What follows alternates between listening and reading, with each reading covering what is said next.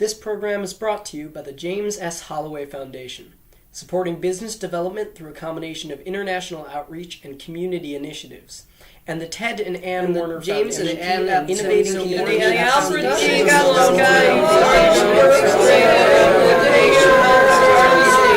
foundation. And listeners that are like you. You're welcome.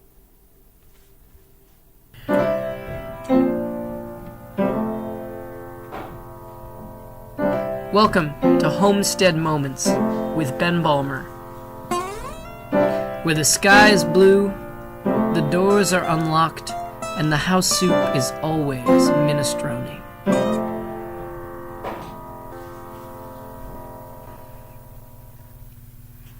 Nobody finishes Moby Dick.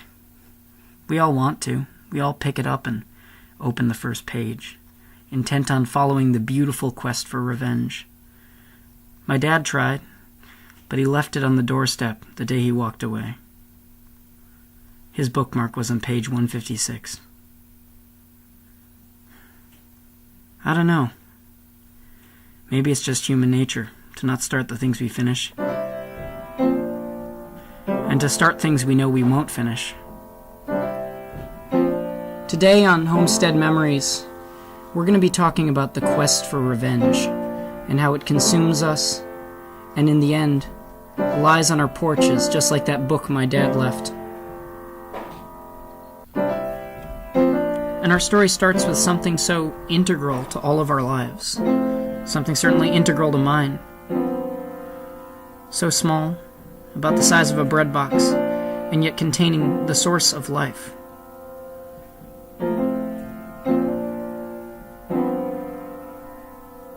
A microwave oven.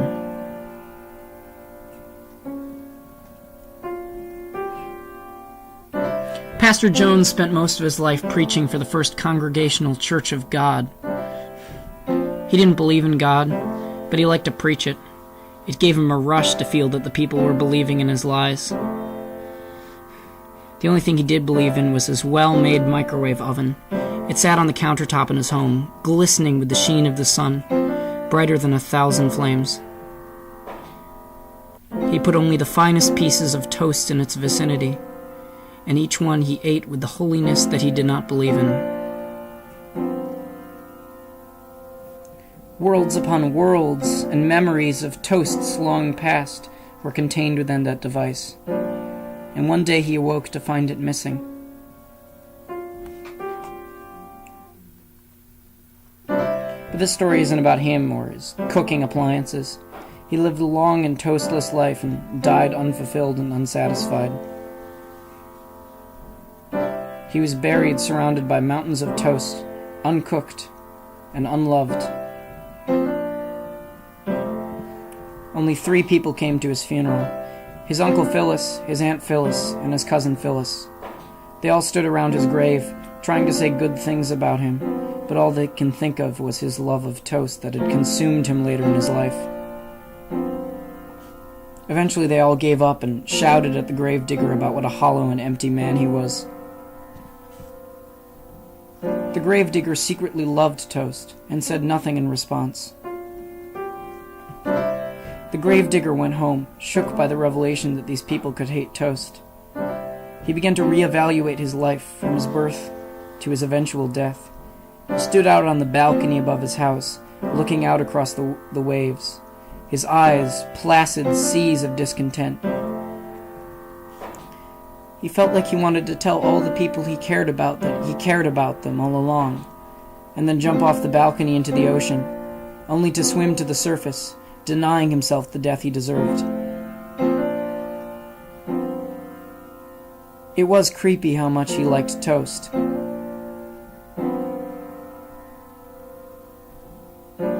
I guess we all have our foibles. Cousin Phyllis's divorce papers went through the next day. He thought it was some sick kind of payback or karma, the grave reaching out and grabbing his life and tearing it to pieces. He sat in his kitchen, in a single rocking chair, staring at his hands for hours on end, turning them over and over again. Eventually, his son came in, only 7 years old. He looked up at his father, turning his hands over and over. They gazed deeply into each other's eyes for a moment, the son trying to speak, but not finding the words. At last he said, "Dad, if you're looking for your gloves, they're in the coat closet." I could never tell if Dill Eastman wanted revenge. For what, I didn't know, but he had the look in his eyes like he was chasing his own white whale. Maybe it was a white whale within him. Some days when we were playing outside, he would just start running off into the distance. I wouldn't see him for 3 to 4 days, and he'd come back, his shirt ripped and his breath smelling of the ocean. When he was 18, he joined a whaling ship. They traveled the Pacific Ocean all around. They caught so many whales. But he never caught the whale inside him.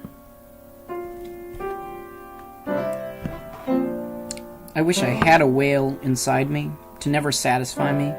I'd search for something. Most nights I just sit and pop open a LaCroix, leaving it unfinished. I'll wake the next morning and all the air bubbles will be gone. I can almost feel each bubble drifting away in my dreams, leaving just a flat, slightly flavored drink. I'll use it to try and clean out my drain, but by that time the carbonation will be gone, so what's the point? You know, what's the point?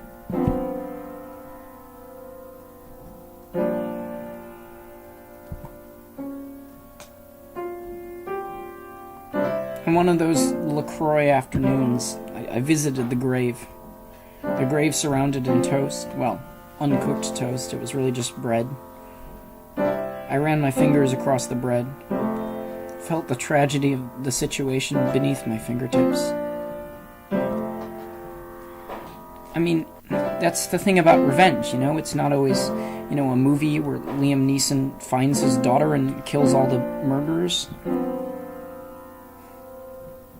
Sometimes it's just the second half of a life lived, searching for what you lost in the first.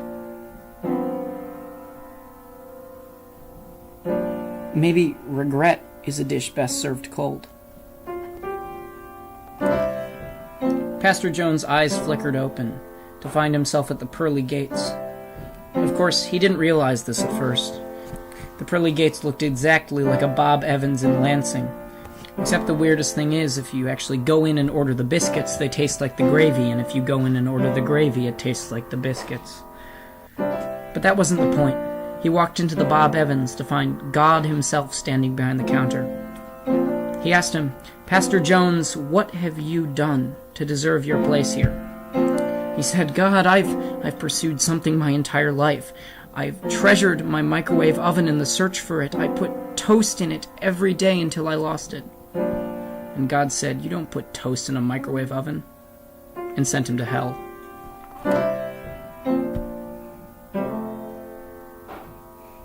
One day I woke to find the copy of Moby Dick gone from my porch.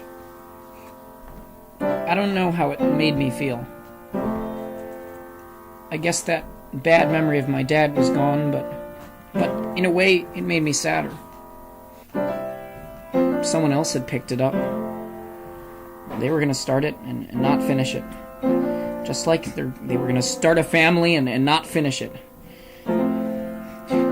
Like I don't even know what Herman Melville was thinking Herman Melville can just come into my family and just mess everything up. Like, I don't even like Moby Dick.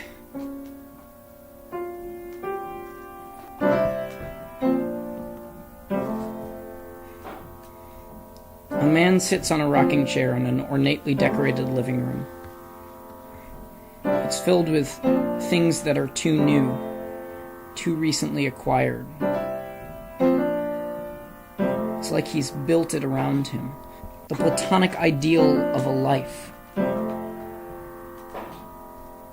He rocks for a moment, letting the wood of the chair hit the floor. In his right hand sits a copy of Moby Dick. In his left sits a well-made microwave oven. Little do I know, but he's my dad.